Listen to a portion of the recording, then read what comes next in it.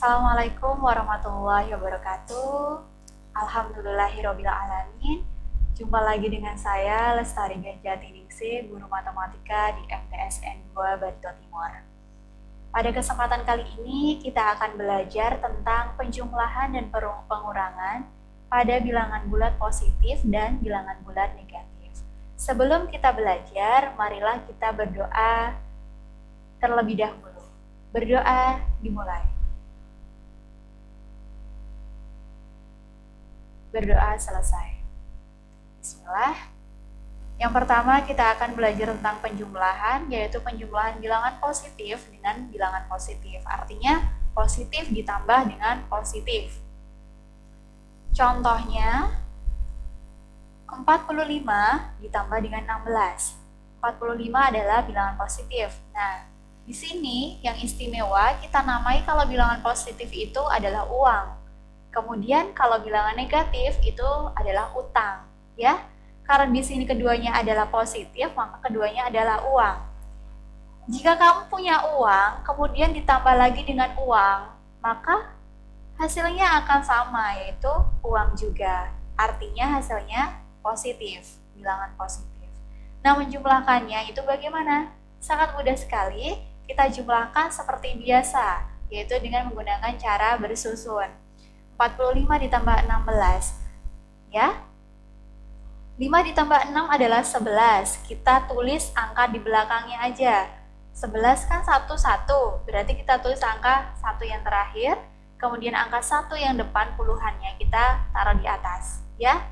Kemudian 1 ditambah 4 ditambah 1, hasilnya adalah 6. Jadi 45 ditambah 16 adalah 61. Karena dia positif, maka tanda positifnya tidak perlu dituliskan, ya.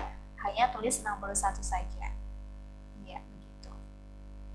Yang kedua adalah positif ditambahkan dengan bilangan negatif.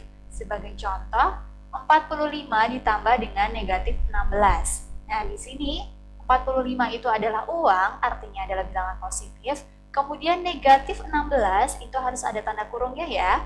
Nah, negatif adalah utang. Nah, di sini kamu punya uang 45, kemudian kamu punya hutang 16. Uang dengan utangnya besar yang mana? Masih besar uangnya kan? Berarti uangmu masih sisa.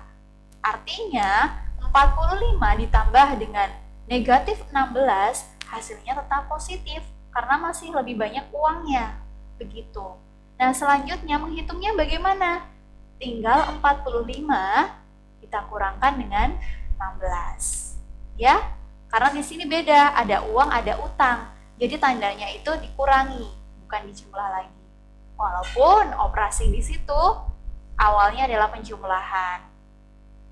Nah, sekarang 5 dikurangi 6 bisa tidak? Tidak, ya.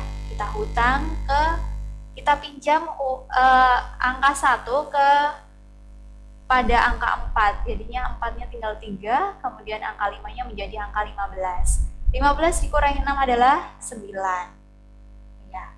Kemudian karena tadi sudah dipinjam, 3 dikurang 1 sama dengan 2. Hasilnya adalah 29. Perlukah kita menuliskan tanda positif itu? Tidak perlu, ya. Kita langsung tulis angkanya saja, yaitu 29. Yang ketiga adalah negatif ditambah negatif. Sebagai contoh, negatif 51 ditambah negatif 18. Artinya, kamu utang 51, kemudian utang lagi 18. Utang terus ditambah utang, hasilnya adalah utang, ya. Karena utangnya semakin bertambah, artinya utangnya ditambah-tambah. Berarti 51 ditambah 18, ya. Nanti hasilnya itu negatif karena tadi utang. 1 ditambah 8 adalah 9, kemudian 5 ditambah 1 adalah 6. Hasilnya adalah 69. Karena ini adalah negatif, maka menuliskannya ada di dalam kurung. Bisa dipahami, ya, sampai sini? Oke. Ya, sekarang kita lanjut ke pengurangan. Kalau ada bilangan positif, dikurangi bilangan positif. Bagaimana cara menghitungnya? Contohnya 45 dikurangi 16. 45 positif adalah uang, kemudian 16 memang positif, tapi sebelumnya ada tanda kurangnya. Berarti menjadi utang. Uangnya ada 45, utangnya ada 16. Berarti masih banyak uangnya. Tandanya positif. 45 dikurangi 16. Seperti tadi ya. Mudah sekali. Ya. Hasilnya 29. Tanda positif tidak perlu dituliskan. Yang kedua ada bilangan positif dikurangi negatif. 45 dikurangi, karena negatif berarti ada tanda minus lagi, 16. Negatif dengan negatif hasilnya jadi positif. Karena tadi 45 adalah positif juga, berarti hasilnya positif keduanya. Tinggal dijumlahkan. Kalau tandanya sama, 45 tambah 16. Ya, sama seperti tadi. Hasilnya 61. Bisa dipahami ya, sangat mudah. Oke, selanjutnya negatif dikurangi positif.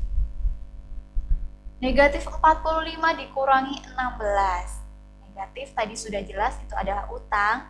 Nah, positif 16 tapi ada tanda negatif di sebelumnya karena ini merupakan operasi pengurangan. Artinya 16 itu ikut dengan tanda kurangnya. Jadinya utang juga. Karena utang, kemudian ada utang lagi, hasilnya adalah utang. Utang keduanya dijumlah 45 ditambah 16. Hasilnya 61. Karena ada negatifnya, tinggal ditulis dalam kurung negatif 61. Oke, yang terakhir, negatif dikurangi negatif.